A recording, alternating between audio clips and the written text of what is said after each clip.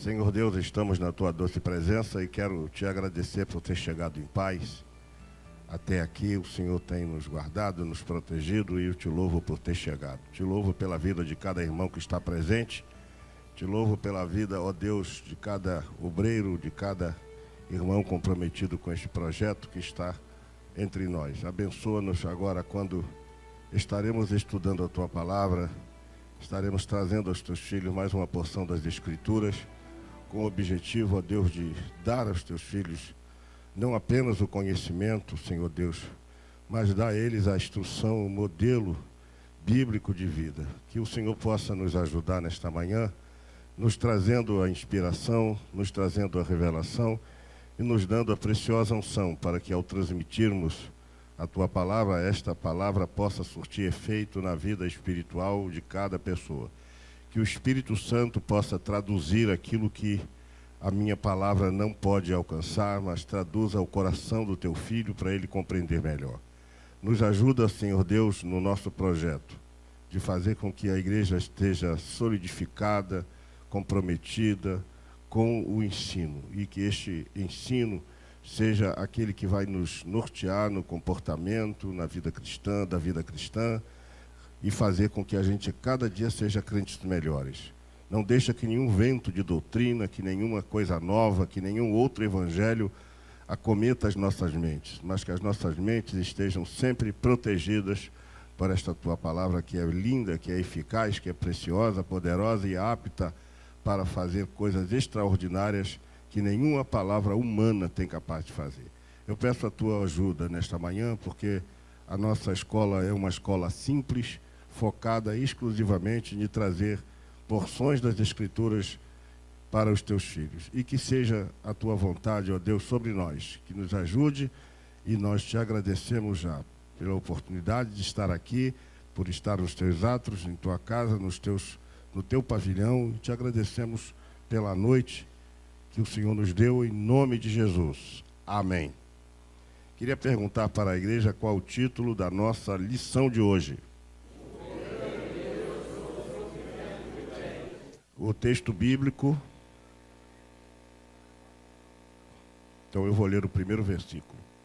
Amados, não estranheis a ardente prova que vem sobre vós para vos tentar, como se coisa estranha vos acontecesse.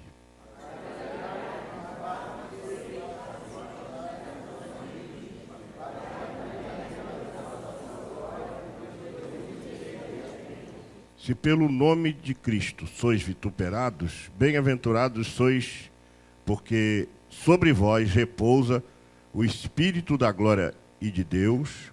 Quanto a eles, e ele, sim, blasfemados, mas quanto a vós é glorificado.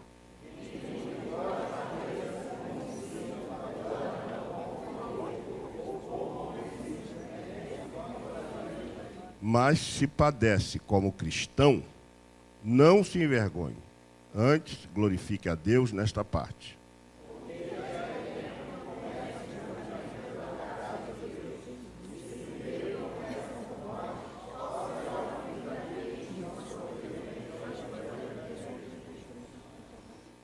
E se o justo apenas se salva, onde aparecerá o ímpio e o pecador?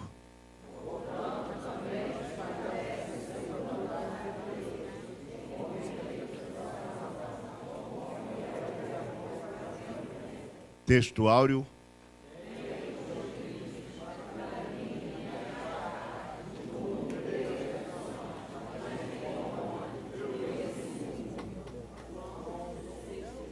Verdade prática.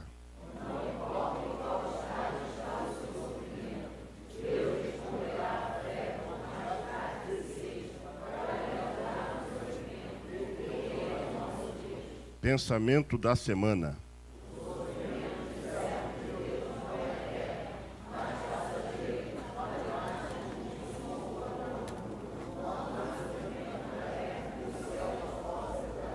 O objetivo desta lição é fazer você compreender que o sofrimento tem um fim determinado, tanto no sentido de término, quanto no sentido de propósito. Aos dois tem uma resposta. Tome assento em nome de Jesus. Quero saudar a todos com a paz do Senhor mais uma vez, porque é um assunto que diz respeito possivelmente à sua vida. Há vários tipos de sofrimento. Tem sofrimentos que as pessoas não revelam. Eles estão esculpidos no interior da pessoa, estão sedimentados, está trabalhando, está latente, mas a pessoa não fala. Conversa com a gente, dá paz do Senhor, tá com um rostinho que não é muito alegre, mas está sempre conosco, mas lá no seu íntimo, lá no seu coração há um sofrimento. Eu espero que isso não tenha ou não esteja acontecendo com você. Mas tem muita gente com um tipo de sofrimento que eu chamo do sofrimento emocional. Esses sofrimentos emocionais, as pessoas não revelam, não falam, têm vergonha, às vezes até de falar. Não é? É o caso do depressivo, tem muita gente que tem vergonha de falar dessa doença. Mas se isso também está acontecendo com você, independente de... Porque se a gente for abrir o leque aqui de sofrimento, há vários tipos de sofrimento. Mas esse é um que mais perturba as pessoas. A sofreguidão, a angústia, a melancolia, a tristeza. E as pessoas vivem num sofrimento, às vezes tem de tudo, mas não são felizes. Tem um bom casamento, tem uma boa família, tem um bom pastor, tem bons amigos, mas lá dentro do seu coração há alguma coisa incomodando. E eu quero dizer para você que o que está na verdade prática aqui é verdadeiramente uma verdade, que Deus responderá a você, mesmo que a sua fé esteja fraca, e Ele te ajudará nesse sofrimento. Ainda que seu sofrimento esteja perdurando por tempo que você não imagina, ele terá um fim. E eu quero, nesta manhã, declarar o fim do sofrimento para a tua vida, porque você vai ter uma porção de conhecimento da palavra de Deus que poderá, obviamente, te ajudar se você guardar isso no seu coração. Segundo os filósofos, segundo os estudiosos, segundo os entendidos, sofrimento é toda aquela sensação de dor. Aquilo que causa dor na gente, que causa incômodo, que causa mal-estar, que causa infelicidade. E é uma sensação ligada diretamente ao físico, mas pode também alcançar o emocional. Muito embora a gente possa vincular, como está dito aqui na nossa introdução, esse problema ao campo emocional. E eu acredito que a pior dor não é a dor física, é a dor emocional. Porque a dor física, você está com o braço quebrado, ou está com uma ferida, ou alguma coisa no seu corpo, você identifica, sabe que a dor está ali. Mas quando a dor é emocional, você não sabe nem por que você está sofrendo. Qual é a origem? Quais são os remédios? Até porque não existe um remédio específico para a cura de uma dor emocional. Só Jesus pode curar. Uma dor física, existem tantas medicações apropriadas, mas para uma dor emocional é muito difícil. Então eles dizem que é isso, o sofrimento é ao mesmo tempo um fenômeno amplo e complexo que não pode ser definido, compreendido apenas sob o ponto de vista médico. Não são apenas os médicos que poderão detectar a questão do sofrimento. Por quê? Porque alguns sofrimentos se abalizam, se originalizam em sofrimentos espirituais, decorrente do pecado que entrou no mundo, que carecem também, nesse caso, de um remédio, que na verdade não é um remédio, é a solução, porque Deus não tem remédio para o seu sofrimento, Deus tem a solução para o seu sofrimento. Remédio é uma coisa humana, mas para Deus tem a solução para o seu sofrimento. E essa libertação desse sofrimento, só Deus pode realizar. Então eu trago hoje para você, que talvez esteja assistindo até pelo YouTube, que está vivendo um sofrimento, uma angústia, uma dor que você não consegue detectar, não consegue entender a causa, ou por quais razões você está assim, eu quero declarar para você, na autoridade do nome de Jesus, que, independente da origem, independente da gravidade, o nosso Deus tem o poder para agir e curar essa sua enfermidade, tirar esse teu sofrimento, tirar essa dor que está te incomodando, pois para Deus não há impossível. Mas eu queria analisar com vocês também quais são as fontes do sofrimento. Tem muita gente sofrendo, mas concorreu para, contribuiu para. Aí fica difícil. Se você mesmo procura seu próprio sofrimento, isso está muito parecido com masoquismo. Pessoas que praticam alguma coisa para sentir dor.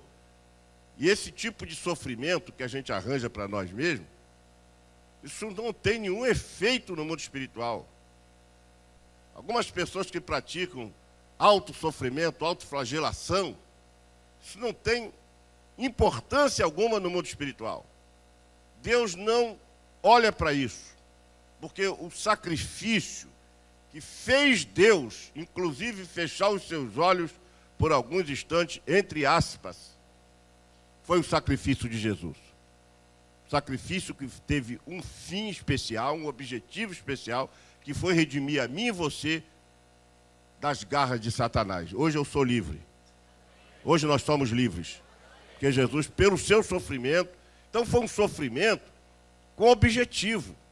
Agora, este sofrimento que a gente às vezes arranja para a gente mesmo, e depois ficamos querendo entender as razões, fazendo uma equação, usando lá x é igual a menos b, mais ou menos raiz quadrada de c, raiz quadrada de b menos c e tal, querendo encontrar o que houve, por que está acontecendo isso. Então vamos analisar um pouquinho aqui as fontes de sofrimento. Primeiro, o sofrimento pode ter origem por ações que nós mesmos criamos. Nós mesmos criamos por descontroles, por pecado, por falta de vigilância e por ceder à tentação. Nós mesmos arranjamos esses problemas para nós. E aí, quantos estão na cadeia agora, nesse momento, se lamentando por ter praticado o mal, um assassinato, um furto, um roubo, e dizem, poxa, por que eu fiz isso? Eu podia estar em casa agora, podia estar curtindo, estão lá sofrendo naquele pré-inferno, que as prisões no Brasil são pré-infernos. Quem quiser ir para o inferno um pouco antes, já experimentar uma parte do sofrimento, uma parte, pratica alguma coisa errada que vai parar lá. Então, esse tipo de sofrimento, aí fica quando a gente vê a televisão mostrando, fica os camaradas lá dizendo assim, está cheio, ó, está aqui, mas aquilo ele arranjou para ele mesmo, o problema dele. Ele quis estar ali, se está cheio, por que ele não veio para cá para a escola dominical? Por que se não se controlou? Por que não segurou o ímpeto? Por que não segurou a raiva? Por que não controlou as suas atitudes para não chegar a esse ponto de acometer uma pessoa de alguma forma, furtar, roubar ou até matar, e depois está lá reclamando que está cheio, mas está cheio e vai ficar pior. E vai ficar pior, mas ele que arranjou isso. Eu me lembro que um rapaz que vinha aqui até na igreja, ele foi envolvido com um problema lá do passado, e Deus não perdoa essas questões. Quem tem que agir isso é a justiça. Se a pessoa praticou lá um pecado no passado, um crime no passado, e aceitou Jesus, a alma dele está salva, mas o pecado dele perante a justiça está vívido, e ele vai ter que prestar conta. Ele, de repente, foi apanhado pela polícia e foi conduzido à prisão. E eu fui lá visitar ele numa cela que devia ter mais ou menos umas 17 a 19 pessoas. Eu contei assim muito rapidamente. E quando eu entrei naquilo, eu falei assim, meu Deus, isso aqui parece um inferno. Um mau cheiro insuportável. As roupas todas penduradas, uma quase que em cima da outra. As pessoas não tinham lugar para dormir, senão uns colchonetezinhos de abaixo de 1,99. Umas coisas horríveis. Eu falei assim, mas meu irmão, por que você se envolveu? Ah, foi uma história que eu furtei dizem que eu furtei uma filmadora, e na verdade eu não furtei, mas não sei o quê, mas eu comprei a filmadora. Quer dizer, a história estava muito mal contada, a polícia se condicionou para ali, se ele foi condenado é porque o crime existiu. Muito bem, eu conversei com ele, falei para a pessoa que estava com ele, que me pediu para ir lá, e falou, olha, agora ele vai ter que cumprir a pena. E quando chegar um determinado momento, a própria lei de execuções penais vai permitir que ele seja libertado, então o advogado entra com a petição e o juiz vai conceder a liberdade a ele. Mas agora, para tirar ele daqui vai ser muito complicado. E eu falei, agora esse rapaz vai sofrer muito. Irmãos, eu não aguentei ficar lá 10 minutos, com um mau cheiro insuportável. Vocês têm que saber o que é uma cela e o que é uma prisão. Eu que fiz trabalho em prisão alguns anos atrás e sei um pouco do que é isso, é um negócio que não sei como essas pessoas ainda cometem crimes, saem dali, praticam de novo, voltam para lá, são libertos, voltam de novo. Quer dizer, parece que a pessoa gosta de sofrer, porque é um sofrimento incomparável, é terrível aquilo. Então, as pessoas arranjaram aquilo. Aí Deus é glorificado nisso? Não. A pessoa pode encontrar alguma saída? Não, ela mesma procurou esse sofrimento. Agora tem que cumprir a tabela, né? Porque ele praticou isso. Então, o sofrimento pode ser originado por ações que nós mesmos criamos, pelo descontrole, pelo pecado, pela falta de vigilância e por ceder à tentação. Vocês têm exemplos na Bíblia, lá em 2 de Samuel, capítulo 24, o verso 1 e 14, 1 de Coríntios, capítulo 7, versículo 28. Segundo, o sofrimento também pode ser causado por ações de pessoas malignas, de má índole, vingativas, perseguidoras, de fora ou de dentro do seu rol familiar. Aqui nós estamos citando, me parece o texto, fala de Absalão. Absalão provocou um sofrimento a Davi muito grande. Ele construiu algo, quer dizer, gente da própria família. Irmão, tem parente que se ele se converter, a gente vai orar para ele ser recitado lá no Japão para não se encontrar com a gente no meio do caminho. De tão mal que ele é. Você tem alguém assim? Tem gente que não é fácil, né? Não é fácil. Parente que, sabe, é terrível. Parece primo de Absalão. Parece aqueles amigos de Jó, fica perturbando a pessoa. Então, isso também causa sofrimento. Porque você tem um parente ruim, primeiro quando mora em cima, do lado ou embaixo da sua casa. Aí, meu irmão, você está lascado. Se vocês moram no mesmo ambiente, então você está lascado. Porque se ele morar lá em São Paulo e você aqui, graças a Deus que existe uma ponte. Essa ponte aérea tem que ter grana para vir para cá, ele vai ficar para lá e vem para cá. Isso aconteceu com Abraão e Ló. E não era nem Abraão e Ló que discutiam, eram os pastores dele. Mas Abraão, muito sábio, disse para Ló, olha, Ló, não é bom que haja briga entre mim e ti, porque acaba chegando na pessoa. Então você escolhe a esquerda, que eu vou para a direita. Então você escolhe a direita, que eu vou para a esquerda. Me desculpe dizer isso, mas Abraão não estava querendo nem saber qual era o lugar que ele ia escolher. Abraão só queria ficar livre dele. Você vai para um lado que eu vou para o outro. E tem hora que é melhor assim. Diga comigo, tem hora que é melhor assim. Um vai para um lado e você vai para outro. Porque você ficar junto dá choque. Sim ou não? Se muda dali, meu irmão. Vai morar lá no Salgueiro, mas vai. Mora lá no topo da chumbada, mas tudo bem, é melhor você estar ali. Vai lá para a comunidade do Feijão, é melhor estar lá na comunidade do Feijão do que estar com um parente que é uma tribulação, irmão. Tem gente atribulada. Que só o sangue de Jesus para ter misericórdia. Se você conhece alguém assim, meu irmão, clame o sangue de Jesus. Terceiro tipo de sofrimento, origem de sofrimento. O sofrimento pode ser gerado pelo diabo. Sim ou não? Esse sim também está bem michuruca, hein, irmão? Sofrimento pode ser gerado pelo diabo. O diabo, ele tem prazer em ver você sofrer. O diabo vai fazer de tudo para você sofrer. E quando Paulo se converteu, ele estava orando, ficou cego. Aí Deus falou para Ananias, Ananias, você vai agora fazer uma visita a Saulo. Eu falei, não, senhor. Não, esse homem não, senhor, pelo amor de Deus, esse homem é tribulação pura. Esse homem é terrível. Ananias, você vai lá visitar Saulo, porque ele está orando. Bom, aí quando ele falou que estava orando, já amenizou a situação. Pô, ele está orando é porque ele se converteu. E ele tinha dito, mas senhor, eu ouço que esse homem, mas ele está orando. Vai lá. E esse homem, preste atenção nisso, e esse homem vai ver o quanto ele vai sofrer. Ele vai sofrer. Então, Deus já tinha dito que Paulo ia sofrer. Se Deus falou, meu irmão, aí não tem volta. Mas, em aproveitando que Deus falou isso, também tem os sofrimentos decorrentes da vida pregressa de Saulo, que agora era Paulo. E Satanás também, aproveitando dessa brecha, ele vai perturbar. E um dos sofrimentos mais terríveis que assola, que acomete o ser humano, é a culpa, o sentimento de culpa.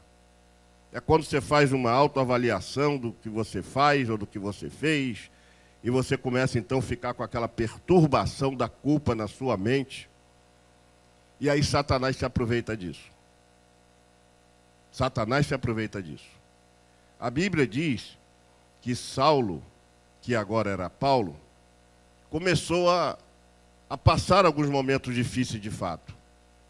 Mas teve um momento na vida de Paulo, e eu não vou entrar aqui nesse detalhe porque a hora não nos favorece isso, mas se você assistir pelo menos 2 palestras sobre esse assunto, o espinho na carne de Paulo, uma é do reverendo Augusto Nicodemos, e outra é de um outro pastor, que me fugiu o nome, mas depois eu passo para vocês, você vai entender perfeitamente o que era aquele espinho.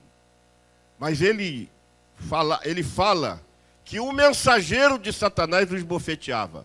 Sim ou não? Esbofeteava ele. Você imagina Satanás ficar todos os dias ferrando você, jogando na sua cara, jogando na sua mente. Ah, mas você fez isso, você fez aquilo outro. E agora? Como é que você vai viver? Como é que você vai encarar? Aí Satanás se aproveita. Esse sofrimento por Satanás, ele pode acontecer de 2 formas. Pode acontecer pela opressão. A opressão é de fora para dentro. E a possessão, que é de dentro para fora. E Satanás vai usar isso para oprimir uma pessoa. Você tem um exemplo de uma mulher na Bíblia que andava encurvada por quantos anos? 18 anos. E quando Jesus curou aquela mulher, ali não foi só uma cura física, foi uma libertação espiritual. Por quais razões, pastor? Ou por qual razão principalmente?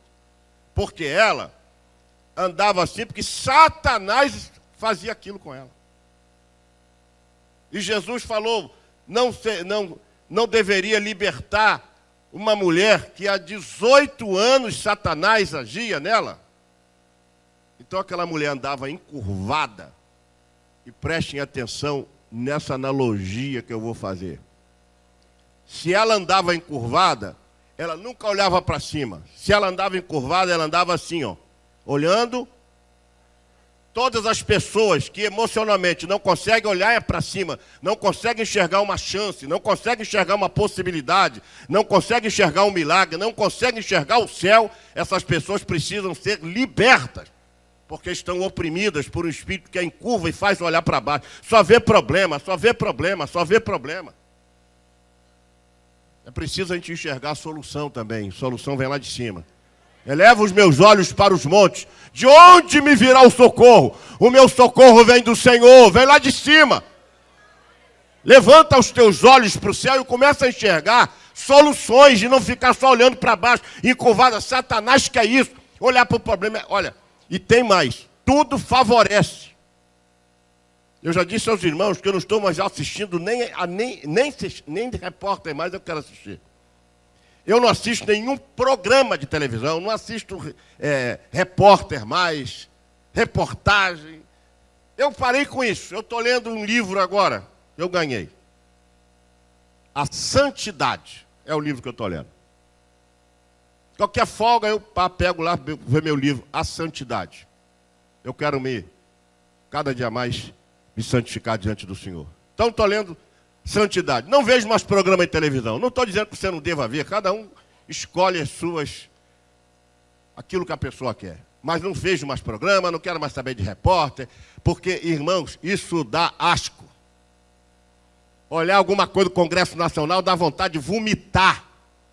Eu tenho vontade de um dia gravar um vídeo botando a mão na boca, vomitando de assistir a Gleice Hoffmann e tantos outros ali daquele Congresso Nacional, que dá asco, dá nojo. Eu estou falando bobagem aqui? Sim ou não? Aquela cúpula. Agora, eu gosto de assistir um bom filme e não estou aconselhando a ninguém fazê-lo. Mas eu estou assistindo a 2ª série do Mecanismo. E acho que terminei ontem. Para me aprender toda essa sujeira que começou há 40 anos atrás nesse Brasil. Aí eu estou aprendendo, agora eu entendi todo esse mecanismo, esse engendro. E Satanás está oprimindo o Brasil. Satanás está oprimindo o Brasil. O nosso missionário, Thomas Chaco, esteve lá agora na Coreia. Ele mandou os vídeos para mim. Ele foi numa conferência de pastores que teve na Coreia. Para ele é até muito mais fácil, está perto. A igreja do pastor Pão Yang-Shu. Ela tem em volta dela vários quartinhos, com porta, mas vários. Eu posso até mostrar para os irmãos no culto de terça-feira. Uma igreja que ora constantemente. O culto não começou, já tem um grupo de irmãos de mãos dadas orando. Os irmãos que chegam para visitar, tem aqueles quartinhos, chega ali, tem um banco, dobra o joelho ali, fecha a porta, fica orando, todo em volta da igreja. Ó, a igreja está vencendo, é uma das maiores do mundo, que já diz que tem uma maior, mas uma das maiores igrejas do mundo está ali.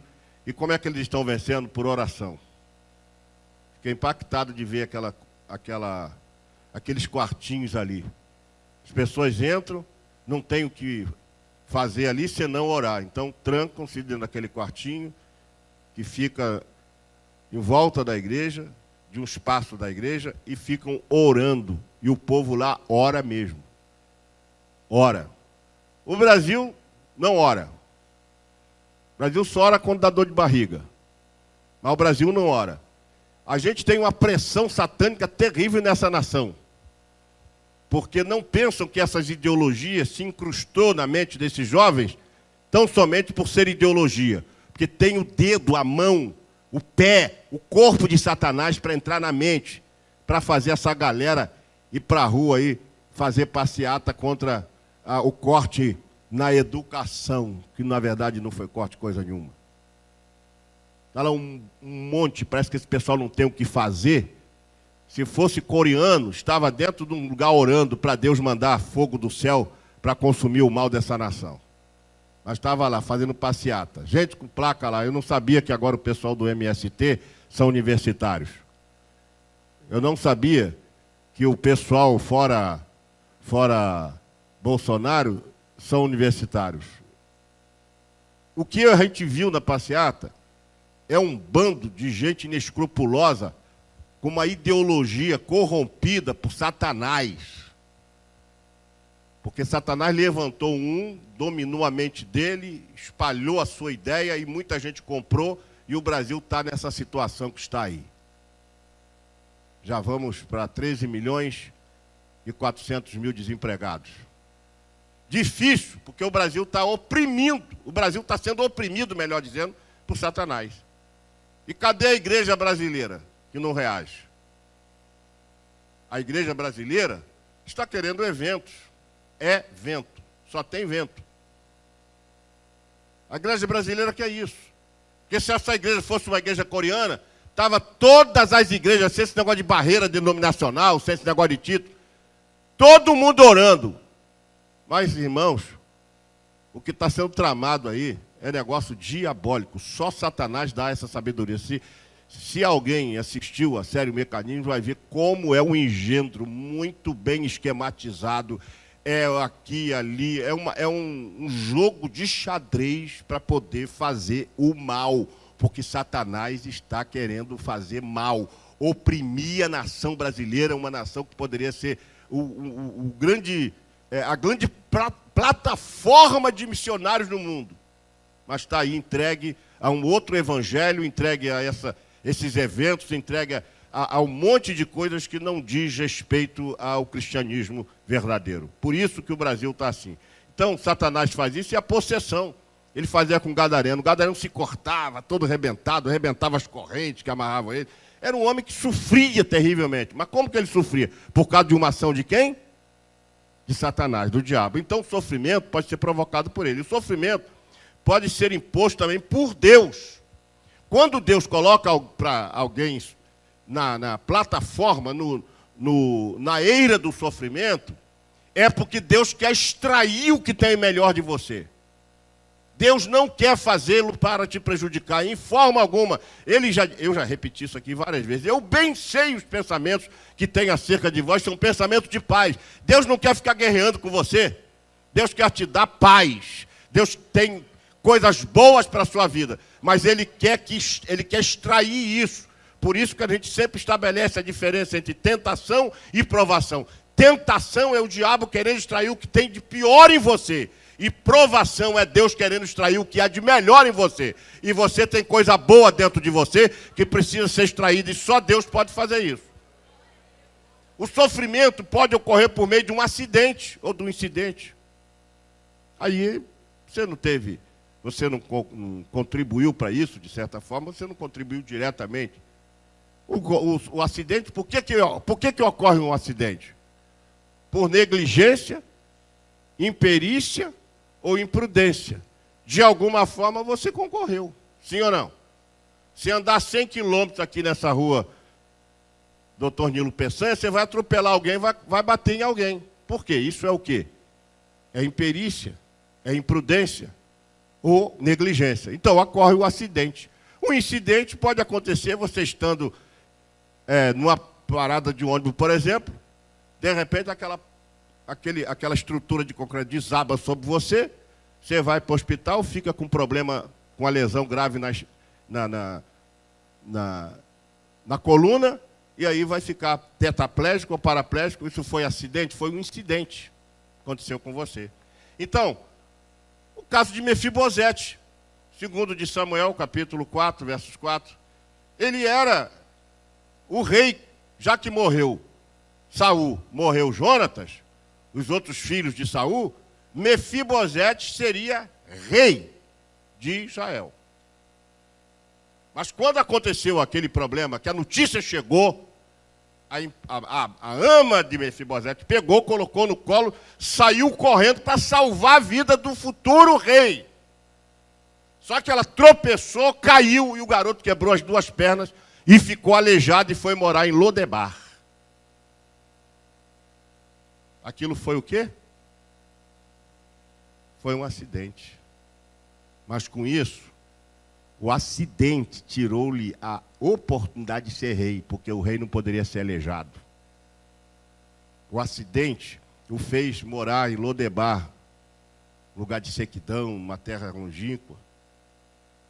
E Davi ocupou o lugar, e Davi foi ser rei no lugar de Saul, que havia um plano de Deus também na vida de Davi. Tudo você vê que é costurado, mas o caso da ama foi um acidente. Ela correu para salvar e aconteceu. Pode acontecer com qualquer um. E agora, quem que estava sofrendo? Quem que estava sofrendo? Mefibosete, sofrendo terrivelmente, afastado, sem nada, mas Deus é um Deus justo. E Deus entrou com providência, perguntou para Deus mandou Davi perguntar a Ziba: tem alguém que sobrou da geração de Saul? Ah, senhor, tem lá um homem chamado Mefibosete. Onde ele está? Ele está em Lodebar. Então manda trazê-lo. E Deus honrou a Mefibosete, que ficou com Davi, comendo na mesa. Ele restituiu as terras que eram do seu pai Saul. Davi restituiu. Vê que Davi não era vingativo. Davi era um homem cujo coração Deus agradou. Então, aquele homem passou um período. Mas sempre tem alguém que Deus vai levantar para lhe trazer a resposta para a gente quando há um sofrimento por acidente. Deus não te deixará em Lodebar. Deus vai te trazer um dia. Deus vai te dar aquilo que você perdeu. Vai restituir a tua alegria, o teu prazer de viver. Ainda que você tenha que andar com uma muleta, mas você vai ser uma pessoa feliz em saber que eu estava em Lodebar e hoje eu estou num palácio. Isso é coisa boa. Então Deus faz isso. O sofrimento também pode vir por causa da genética. Quando o ser humano nasce com alguma anomalia física ou emocional. E quantas pessoas, por que nós defendemos que não tem que haver aborto nem do anencéfalo? Porque teve uma menina que nasceu e ficou 17 meses viva. Nós não temos o poder da vida. Essa chave está nas mãos de Deus. A pessoa anencéfala, os irmãos sabem que nasce sem o cérebro. Mas ela viveu ainda 17 meses e depois veio a óbito. Isso significa dizer que pode acontecer e vai gerar sofrimento não só para aquela criança, mas para a família. Quantos pais estão aí com filho tetraplégico porque nasceu com dificuldades? Isso é um sofrimento também. Tem situações, irmãos, que nós não temos resposta. Se me perguntarem, pastor, por que ele está sofrendo assim? Eu não sei. Não é pecado você querer ou estabelecer os porquês da vida e perguntar, por que isso? Por que eu estou sofrendo? Por que está me acontecendo isso? Não é pecado você estabelecer os porquês da vida. Todavia, muitos dos nossos porquês não terão resposta. E a gente vai ter que conviver com o silêncio de uma resposta que não é vinda porque não há resposta. Como você vai dar uma explicação dessa? Por que nascem as crianças? Isso aí é um outro departamento, mas por que agora eu tenho que conviver? Tem mães que estão vivendo exclusivamente para tratar de um filho que nasceu com problema genético e não tem, com uma anomalia, e não tem como ser curado, não tem medicina, só um milagre.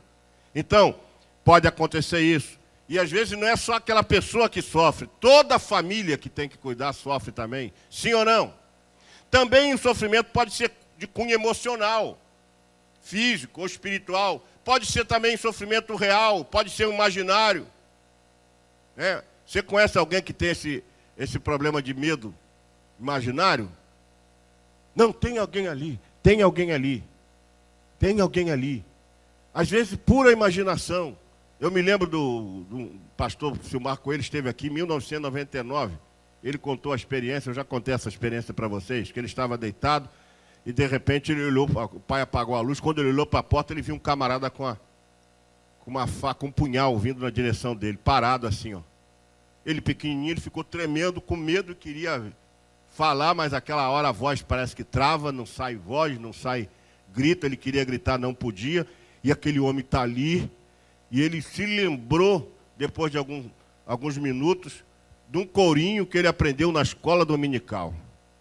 E ele, com muita dificuldade, começou a cantar aquele corinho, porque ele estava vendo aquele homem com um punhal vindo na direção dele. E aquele homem não saía, só assim, parado em direção a ele, e ele, com medo, foi quando, então, ele se lembrou desse corinho, começou a cantar e encontrou forças.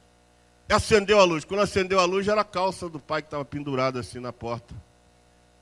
São chamados pavores que não existem, o espírito, o imaginário.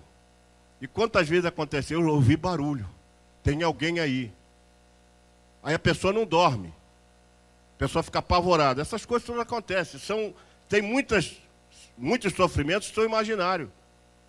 Sofrendo por quê? Eu estou sofrendo, mas sofrendo por quê? Uma vez eu conversei com uma irmã, eu nunca gosto de me referir a gabinete para nada, até porque as coisas que que falam no meu gabinete vão morrer no gabinete. O que vai para o gabinete, fica no gabinete, não é?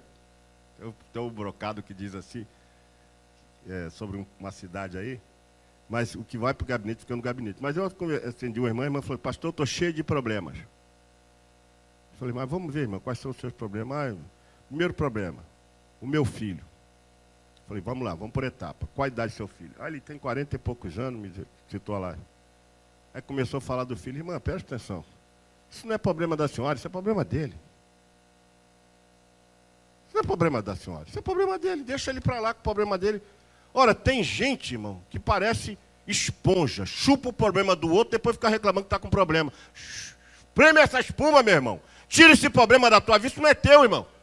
Um rapaz de 40 e poucos anos está com problema. Problema dele, meu irmão. Se ele quiser dar um tiro na cabeça, é problema dele. Se ele quiser pular da ponte de Niterói, é problema dele. A mãe tem que ajudar a ensinar. Agora, o camarada cresceu, a mãe não tem que ficar pegando no colo e fazendo bilu-bilu teteia na cabeça de um camarada desse.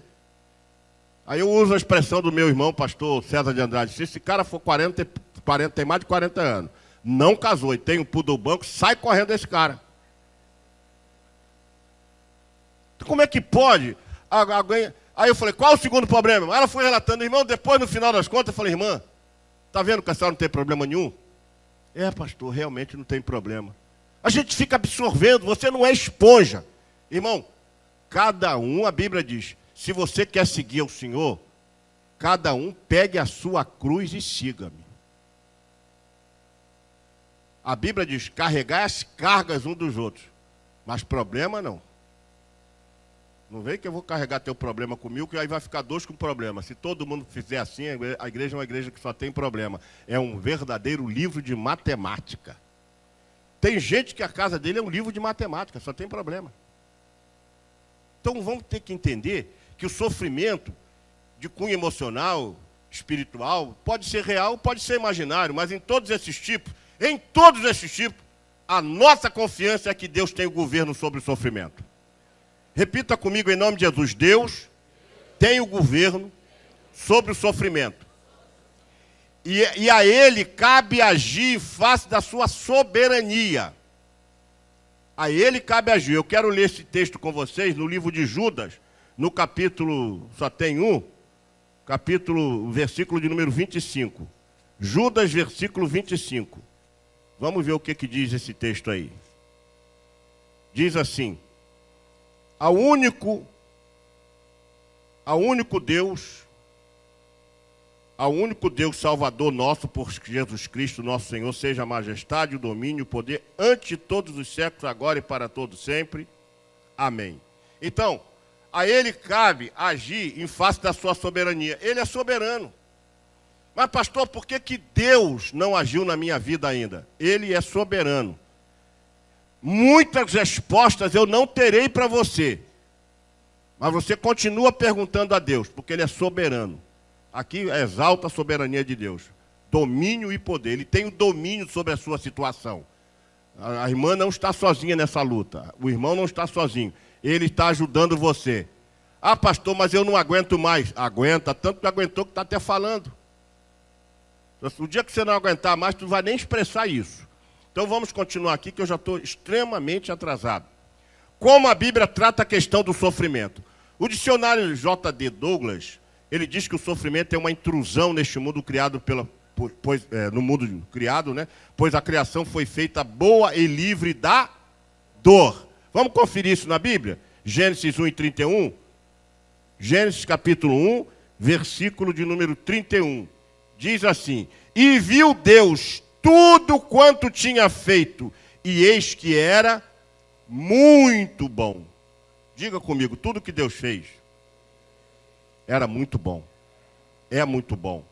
Aí, vamos lá, vamos continuar aqui. Mas, diga comigo assim, mas, contudo, entretanto, todavia, no entanto, quando o pecado entrou, o sofrimento também veio junto. Na forma de conflito, dor, corrupção, trabalho penoso e morte. Diga-se de passagem, Deus não amaldiçoou o homem. Deus amaldiçoou a terra, mas não amaldiçoou o homem. Então, a Bíblia é a nossa cartilha, é o nosso manual de ensinamento com relação ao sofrimento. Primeiro, nenhum dos piores sofrimentos que enfrentamos na vida poderá ser comparado com a glória que em nós há de ser revelada. Se nós estamos sofrendo, em especial, por amor a Cristo, esse sofrimento é infinitamente menor do que a glória que há de ser revelada. Portanto, o nosso sofrimento é passageiro, mas a glória que há de ser revelada é eterna. O nosso sofrimento vai acabar aqui mesmo, mas nós vamos eternamente viver com o nosso Deus em verdadeira paz. Então, a Bíblia trata essa questão desse sentido. Vamos continuar aqui. Como a Bíblia trata a questão do sofrimento? Nossos sofrimentos leves, olha o que Paulo usa de expressão, leves e momentâneos. O que são leves e momentâneos? Ah, pastor, mas já está durando 10 anos. Da mulher do fluxo de sangue, durava 12 anos. Eu não sei se é essa a sensação que vocês têm, porque eu tenho a sensação de que uma coisa ruim que a gente se arrasta por longo tempo na nossa vida, quando ele sai, você agora só se lembra da coisa boa. Que aquilo se foi. Ele parece que ele fica só na memória, mas ele não te traz nenhum efeito, mas você não sente mais a dor. Você vai saber do sofrimento, mas não vai sentir mais a dor, porque o alívio, a resposta divina ao seu sofrimento, parece que traz para nós uma alegria que não tem preço, não se compara. Então, você imagina, agora quando a gente largar isso tudo aqui, ou seja, nossos sofrimentos são leves e momentâneos, estão produzindo para nós uma glória eterna que pesa mais do que todos eles. Ou seja, você nunca mais vai ter lembrança, preste atenção nisso que eu vou te dizer agora. Você nunca mais vai ter lembrança das coisas que você sofreu aqui na terra quando você estiver no céu. Você não vai ter lembrança de nada de ruim. Nada.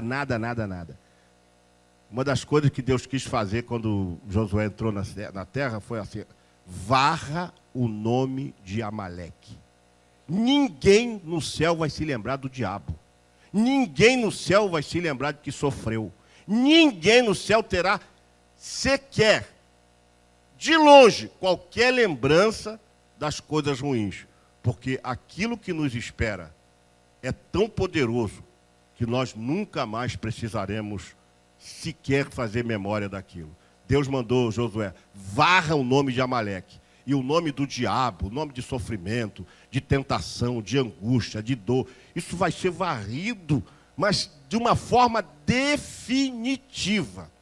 Quem for para a glória de Deus vai viver o gozo eterno para todo sempre. Amém. Segunda coisa, nossos sofrimentos leves e momentâneos estão produzindo para nós uma glória. Terceiro, o que nos consola em meio ao sofrimento é que a promessa de Deus nos vivifica. Vamos ler esse salmo aí, 119, versículo 50? Salmo 119, versículo 50. O que diz aí o texto? Se alguém foi mais rápido do que eu. Diz assim a palavra do Senhor: isto é a minha consolação na minha angústia. Vamos repetir junto? Isto é a minha consolação na minha angústia. Vamos lá, 1, 2, 3. Porque a tua palavra me vivificou. A tua palavra me vivificou, trouxe vida. Terceiro, o que nos consola em meio ao sofrimento é que a promessa nos vivifica. Quando enfrentamos o sofrimento injusto por termos feito o bem, isto é louvável diante de Deus. Ou seja, quando você faz o bem e recebe como reciprocidade o mal. Vamos ler esse texto aí, 1 de Pedro 2:19. Alguém já achou? Pessoal do sim. Olha lá. Porque é coisa agradável que alguém, por causa da consciência para com Deus, sofra agravos, padecendo injustamente. Esse é um padecimento, é um sofrimento injusto. Então, quando enfrentamos o sofrimento injusto, isto é louvável diante de Deus. Ele vai nos abençoar. Quinto lugar, se continuarmos a suportarmos o sofrimento com paciência, também com ele reinaremos. 2 de Timóteo 2:12. Olha lá, olha para a tela agora, já que a tela, o pessoal do Sim lá está mais rápido até do que eu. Se sofremos também com ele, reinaremos. Diga comigo, se sofremos, com ele reinaremos. Quem quer reinar com Jesus aí? Mas tem gente que nem a mão levantou. Como é que você quer reinar com Jesus? Quem quer reinar com Jesus faz assim, ó. Fala para o teu irmão assim, você quer reinar com Jesus? Então, se você quer reinar, olha o que diz o texto. Volta lá, volta lá para o texto. 2 de Pedro, 1 de Pedro 2:19. Se sofremos com ele também, reinaremos. Sexto lugar, vamos lá, rapidamente. Sexto lugar. Jesus é capaz de socorrer todos os que estão sofrendo o ataque da tentação, produzindo no homem o sofrimento moral. Hebreus 2:18. Ou seja, Jesus é capaz de nos socorrer. Você está sendo tentado? Está sofrendo aí esse ataque da tentação? Vamos lá, vamos o que diz o texto aí, Hebreus 2:18. Porque naquilo que ele mesmo, sendo tentado, padeceu, pode socorrer aos que são tentados. Deixa eu dizer isso aqui para vocês. Jesus foi tentado por três coisas. Por três coisas. Pelo sexo, pela glória e pelo poder. Diga comigo.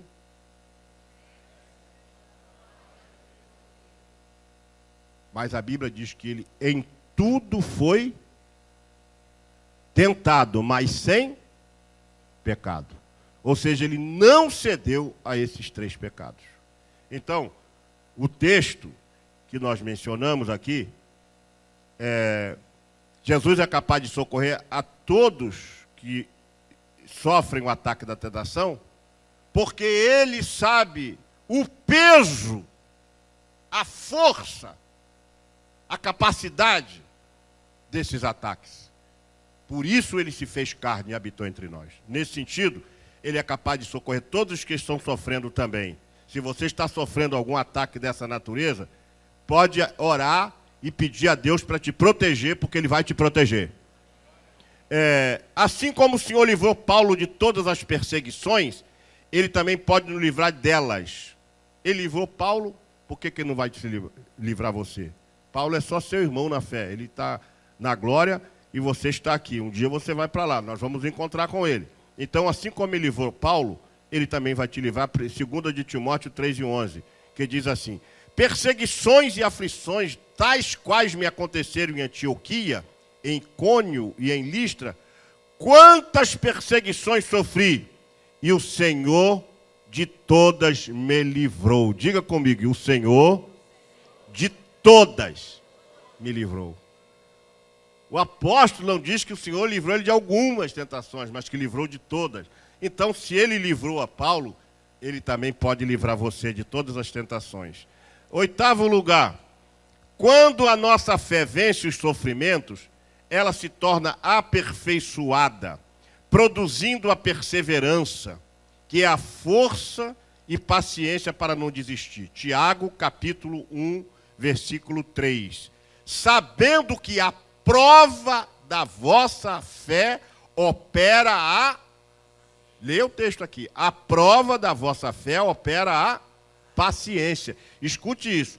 Quando a nossa fé vence os sofrimentos, porque você vai vencer pela fé. Irmãos, coloca isso na sua cabeça. O justo viverá por fé. O justo não vive de emoções. O justo não vive de revelações. O justo não vive de profecias. O justo não vive de visões. O justo vive por fé. Hebreus 10:38, Romanos 1:17, Abacuque 2:3, o justo viverá por fé. Se você não usar a sua fé para enfrentamento dos sofrimentos, o que você vai usar então? A sua santificação? Ela não tem efeito nisso. Vai usar o quê? Vai usar a sua força? Também não. Você tem que usar a sua fé. Porque a fé fortalecida, aperfeiçoada, ela se torna mais perseverante. Por isso que nós precisamos entender uma coisa. A fé foi dada uma vez. Mas você pode fortalecer a sua fé. Como disse o apóstolo Paulo. Ele falou assim: combati o bom combate, acarrei a carreira e guardei todos os dons espirituais comigo. Combati o bom combate, acabei a carreira e guardei a eloquência das minhas pregações. Combati o bom combate, acabei a carreira e guardei a fé. Porque a fé é salvadora. A fé te salva. Efésios 2:8. Isto não vem de vós, é dom de Deus. Pela fé sois salvos. Pela graça de Deus, que Deus, pela sua graça, propicia que você creia, e você crendo, pela fé, você vai ser salvo por Cristo Jesus. Então, o texto que nós estamos lendo diz: assim como o Senhor livrou Paulo, e quando a nossa fé vence o sofrimento, ela se torna o quê? Aperfeiçoada, produzindo a perseverança. Aí, se você já passou por um problema e venceu, você vai passar por outro e vai, porque essa é a sua fé. As pessoas que vencem por fé, vão sempre vencendo por fé.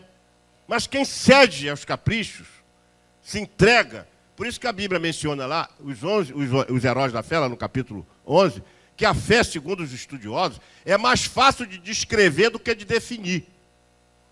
E se você quer saber o que é fé, leia Hebreus 11, você vai ver a descrição da fé. Aqueles homens deram a vida, homens foram cerrados no meio, pela fé. E não sentiram que aquilo ali era o fim de todas as coisas, porque ainda que fosse o fim de suas vidas, a vida dele ia continuar na presença de Deus.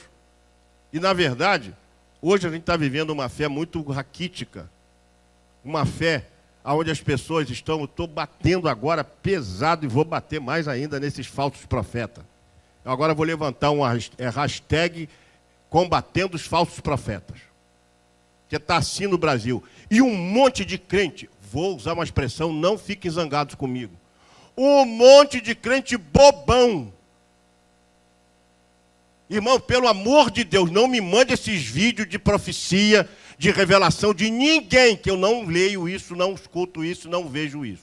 Não me mande isso. Eu já tenho aqui a revelação de Deus sobre a minha vida, eu já tenho a profecia aqui, eu já tenho a iluminação aqui, então não me mande esse negócio, que tu vai receber uma resposta como eu dei para o rapaz agora. Cidadão passeando na praia, tal, que Deus me deu uma revelação, Bolsonaro vai sofrer um atentado e coisa e tal. Meu irmão, profetizar o óbvio, até eu. Olha, eu profetizo que vai ter um assalto aqui em São Gonçalo.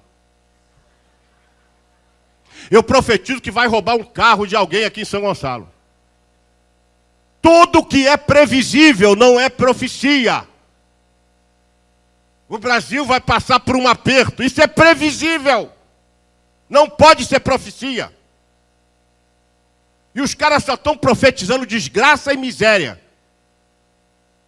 Então, não, isso é... Olha, me desculpe, eu estou indignado com isso.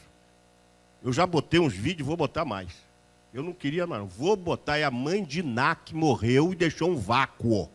E aí um monte de crente se dizendo profeta. Primeiro, que quem tem o dom de profecia não é profeta. Não é. Sublim, não é. Porque senão o cara que tem um dom de cura é curandeiro.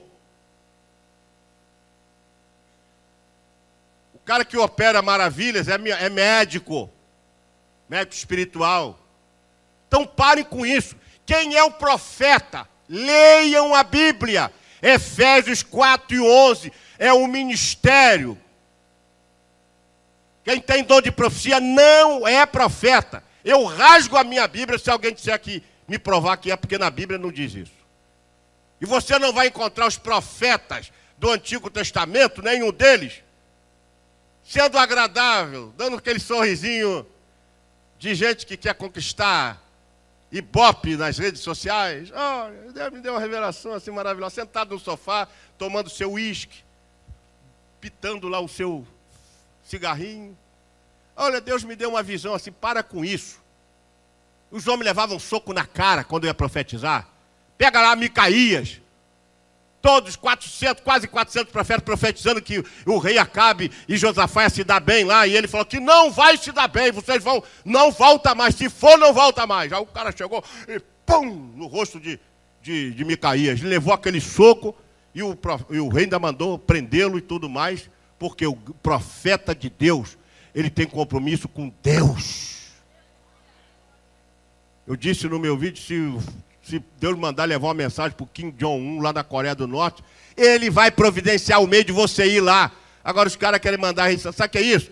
Porque um desses vídeos aí que fala, tem 5 milhões de visualizações no Facebook.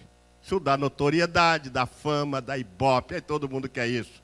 Usando as coisas de Deus para benefício próprio. Eu vou cair de pau nisso, e quem não gostar, que eu estou citando textos bíblicos, critique a Bíblia primeiro antes de me criticar. Porque eu não acredito nisso. Eu acredito em profecia. Eu sou pentecostal, irmão. Talvez eu sou um dos mais idosos aqui entre vocês, um dos mais. Sou pentecostal. Mas não creio nisso aí. Não creio nesses revelamentos, nessas falsas profecias. Esse negócio de dizer que vai acontecer um acidente, um atentado contra o Bolsonaro, mas isso é óbvio que vai, em todo lugar, todo homem está sujeito a isso, até eu, você, todos nós. O que vai, se acontece, o que isso trouxe de benefício para a igreja? Qual foi a glória que trouxe? Qual foi o benefício para a gente aqui? Foi o quê? O que você ganhou com isso? Que tipo de profecia que só serve para ibope nas redes sociais? Se acontecer, tá vendo? Igual a mãe de Ná. Quando caíram os mamonas assassinos no avião, a mãe de Ná, eu previ isso. Quer dizer, profeta de morto.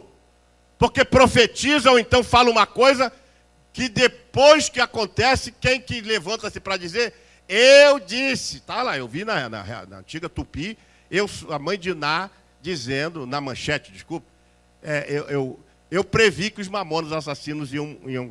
Ela não disse o nome, né, mas disse que ia acontecer um acidente. Foi ou não foi? Foi isso ou não foi? Aí disse que pegou aquele mérito para ela. Os caras morreram e ela está agora toda feliz, já cumpriu o que eu falei. Que tipo de profeta é esse que a gente tem nessa geração? Para mim, irmãos, contextualizando, o profeta é aquele que sai daqui, vai lá no hospital e fala para o pecador assim, Jesus te salva, Jesus te cura, Jesus te batiza com o Espírito Santo, que vai no morro ali e fala assim, pecador, aceita Jesus como Senhor da sua vida. Esse para mim é o profeta hoje, que está indo ganhar almas, de levar a palavra verdadeira de Deus, porque a grande maioria desses profetas que hoje estão profetizando aí, é tudo pataquada. Não tem nada de Deus esses camaradas. Nada de Deus. Não adianta ficar sentado no seu sofazinho dizendo revelação. Deus não foi revelação. Eu sonhei isso. Não, todo mundo sonha.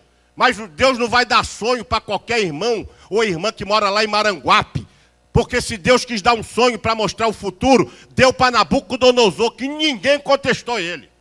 Quando Deus deu uma visão que o quarto homem estava lá na fornalha, deu uma visão para o rei Nabucodonosor. Porque se desse para o sargento, para o capitão, para o general, ninguém acreditava. Mas quando foi ele que falou, todo mundo acreditou e era verdade.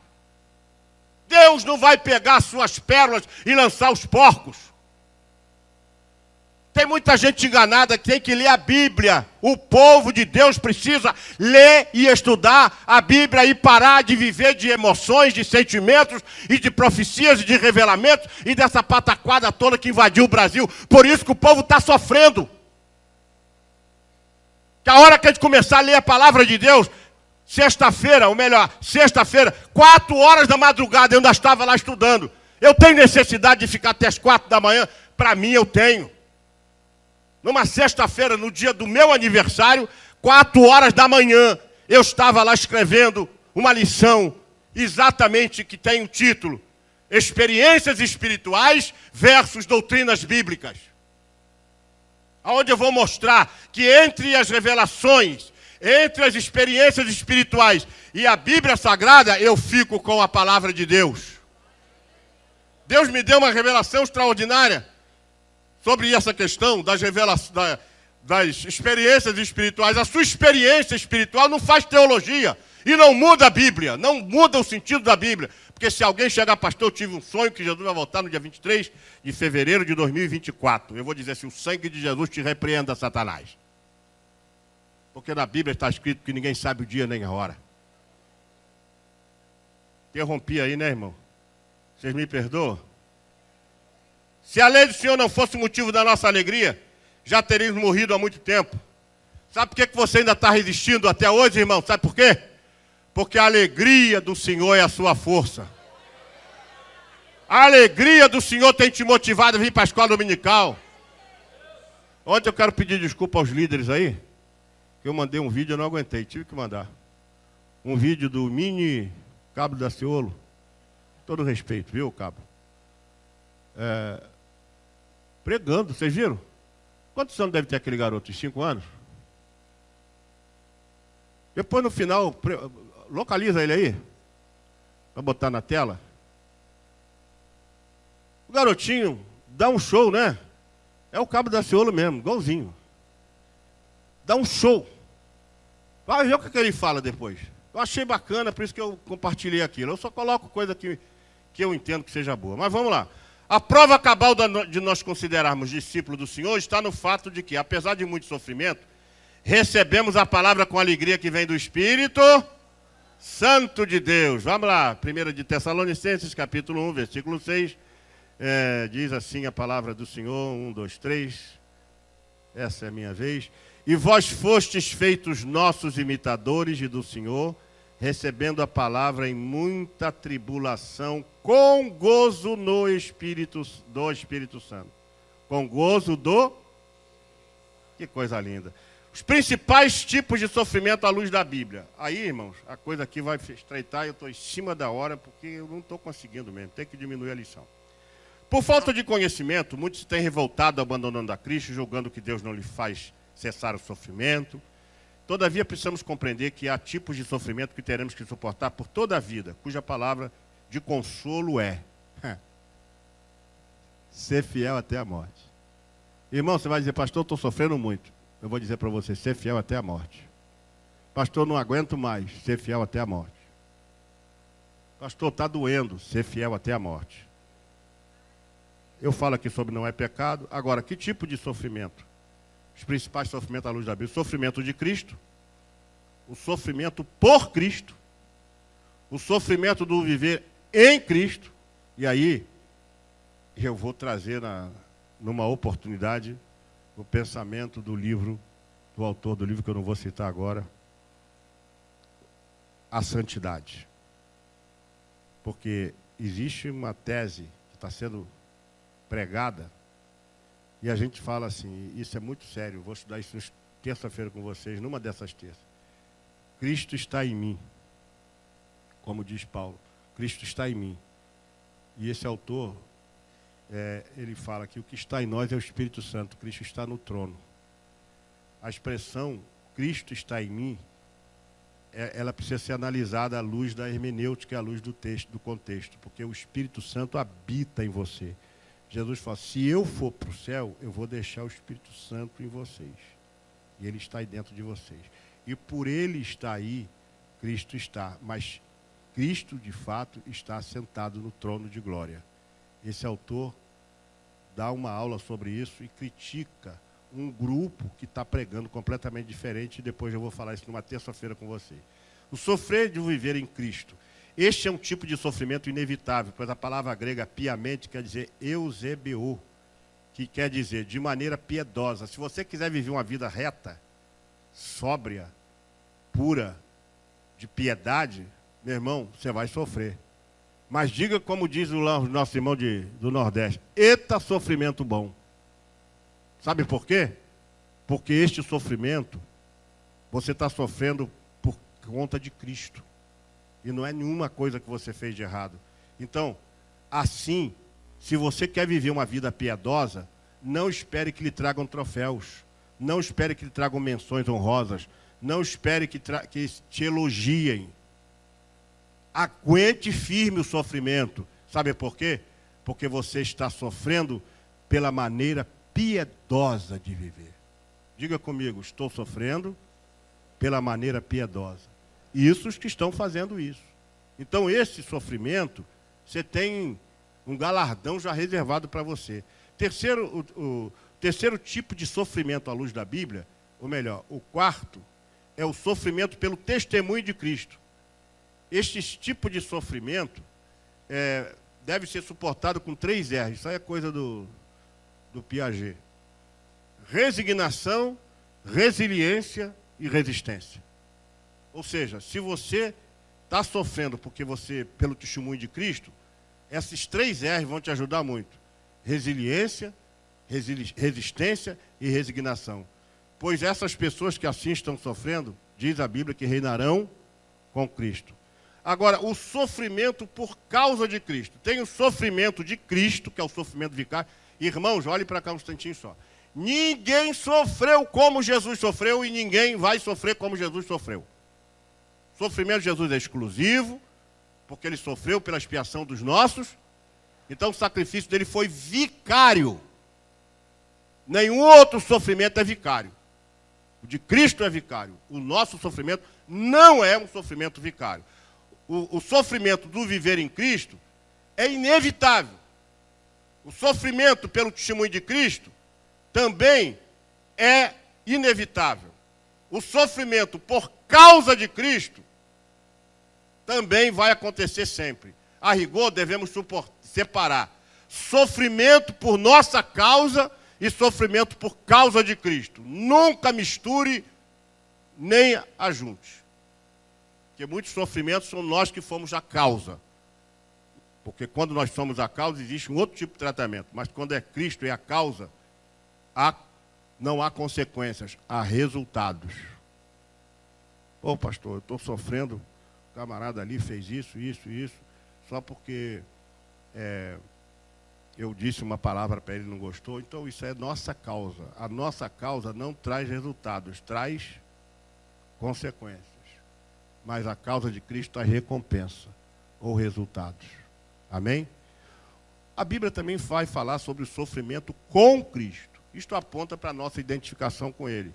Pois se alguém quer alcançar a glorificação, também tem que estar disposto a pagar o preço de segui-lo. Jesus disse assim, quem quiser vir após mim, o que faz? O que faz? Que mais? E que mais? Siga-me. Esse siga-me é que é o problema. Esse siga-me é que é o problema. Sabe por quê? Para onde Jesus foi? Finalmente. Para o Calvário. Então, meu irmão, por mais que a gente queira fugir, todos nós teremos que passar pelo Calvário. E aí é que dói. Mas quem quiser ir ao Calvário, vai ver que já não tem ninguém pendurado na cruz. Porque ele está vivo. Enquanto os diáconos se preparam, o último aqui que a Bíblia, o penúltimo aqui, o sofrimento com Cristo, né? O último é o sofrimento pelo nome de...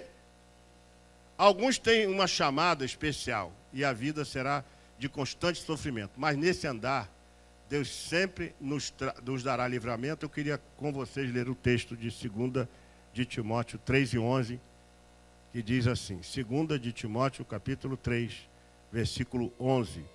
Perseguições e aflições, tais quais me aconteceram em Antioquia, em Icônio e em Listra. Quantas perseguições sofri, e o Senhor me livrou de todas. Se você quiser uma melhor descrição, leia 2 de Coríntios, capítulo 11. A partir dos primeiros versos, você já vai encontrar Paulo falando do seu sofrimento. Alguns, então, têm uma chamada especial. Então, olha só, os principais tipos de sofrimento que a Bíblia menciona. Isso aqui, irmão, não está em livro nenhum, não, tá?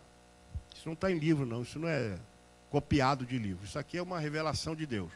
O sofrimento de Cristo, o sofrimento por Cristo, o sofrimento do viver em Cristo, o sofrimento pelo testemunho de Cristo, o sofrimento por causa de Cristo, o sofrimento com Cristo e o sofrimento pelo nome de Cristo. Qual a resposta de Deus ao sofrimento? Segundo o doutor Harold Wilmington, L. Wilmington. Deus pode nos dar 5 tipos de resposta. Quantas? Olhe para cá agora. Quantos? 5.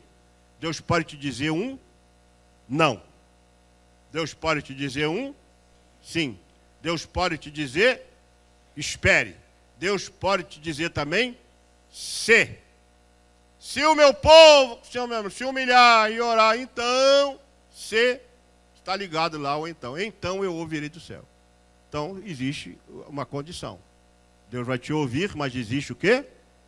Uma condição. Deus vai ouvir. E o quinto é o silêncio. Talvez qual dos 5 aí é o pior de todos?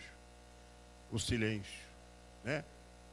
Porque quando Saul estava aflito demais, desesperado demais, angustiado demais, quando ele buscava respostas e Deus não dava, quando ele buscava a solução e Deus não apresentava, quando ele buscava ouvir a voz e Deus não falava, ele ficou tão desesperado, mas tão desesperado que ele foi procurar uma pitonisa em Endor. E ali, Satanás envolveu numa trama de tal maneira que ele acreditou nas mensagens daquela pitonisa. E eu não vou entrar nos detalhes, porque eu tenho uma visão disso aí, desse texto, já escrevi sobre ela. E ali ele se rende ao espiritismo, se rende a consultar os mortos, contrariamente à lei de Deus, e ao invés dele receber uma resposta de Deus, o próprio Satanás o induz a pecar de uma forma mais cruel, ele quebra mais princípios, erra mais, e Deus então não opera na vida dele. Assim, se você está com algum sofrimento e não encontrou resposta, não cabe, a nós não cabe tão somente acalentar diante da resposta de Deus. Por quê, pastor? Porque a nossa oração, ela não tem o condão de fazer Deus mudar de ideia. O grande erro, primeiro que a grande maioria do povo de Deus ainda não aprendeu a orar. Tem gente que vai orar, faz uma pregação, cita textos bíblicos para Deus,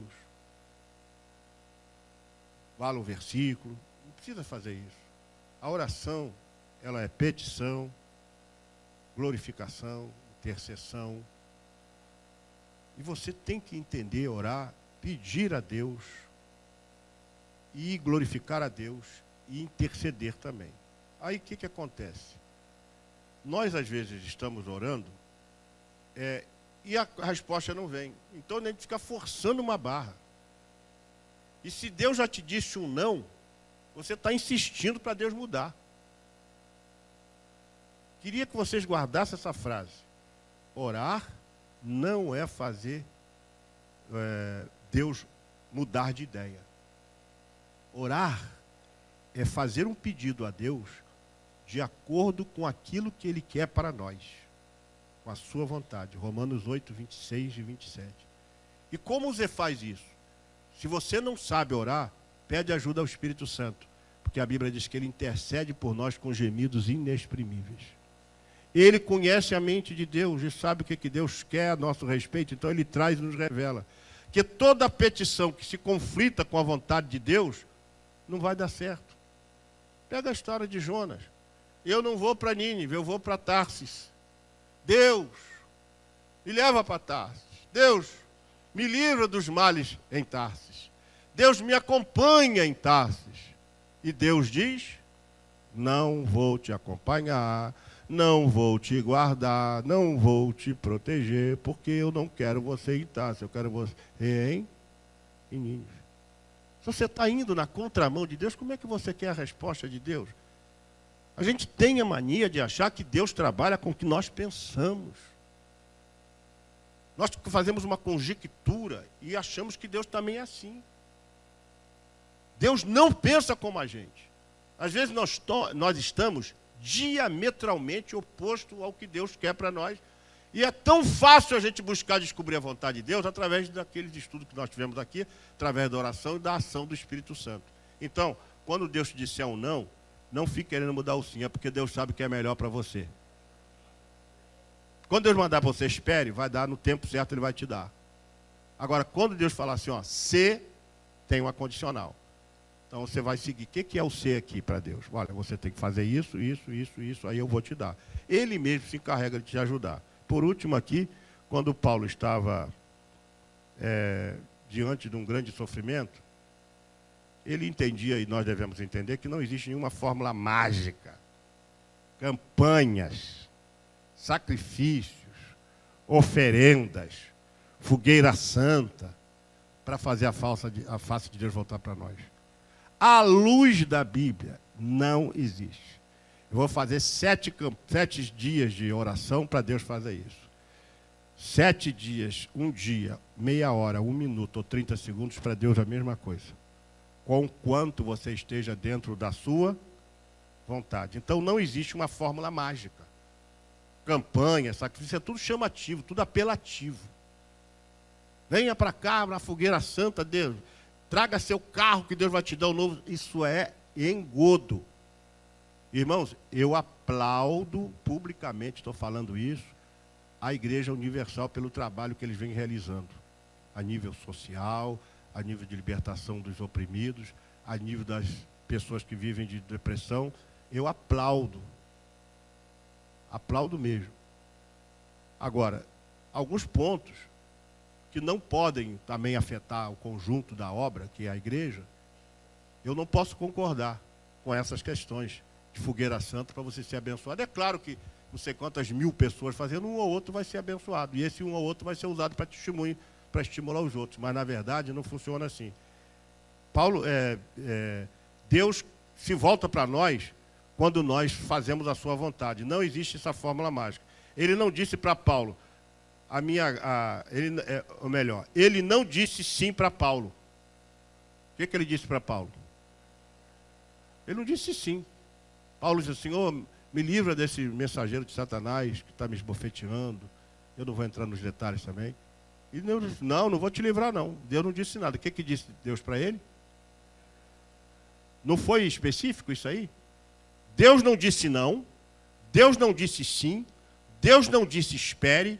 Deus não ficou em silêncio. E Deus não disse ser. O que Deus fez? Deus deu uma resposta para ele. A minha graça te basta. Deus não disse sim. Deus disse, a minha graça te basta. Talvez Deus venha dizer isso para você. Que Deus nos abençoe. E a Bíblia diz, vocês vão me achar quando me buscar de todo o coração. Ele pode nos atender, mas também pode fazer exigências. Mas, por último, o Senhor sabe livrar da provação pessoas dedicadas a Ele.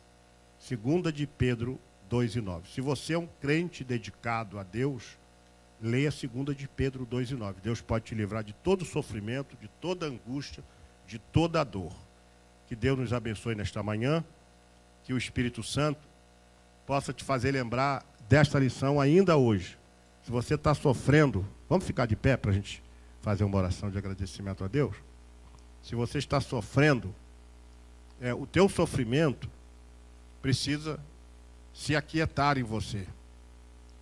Eu queria, não vou chamar ninguém aqui à frente, mas eu queria que você colocasse a sua mão sobre o seu coração físico, se você está com algum sofrimento, que você quer que Deus te libere dele, e alguma dessas respostas Deus vai dar para você.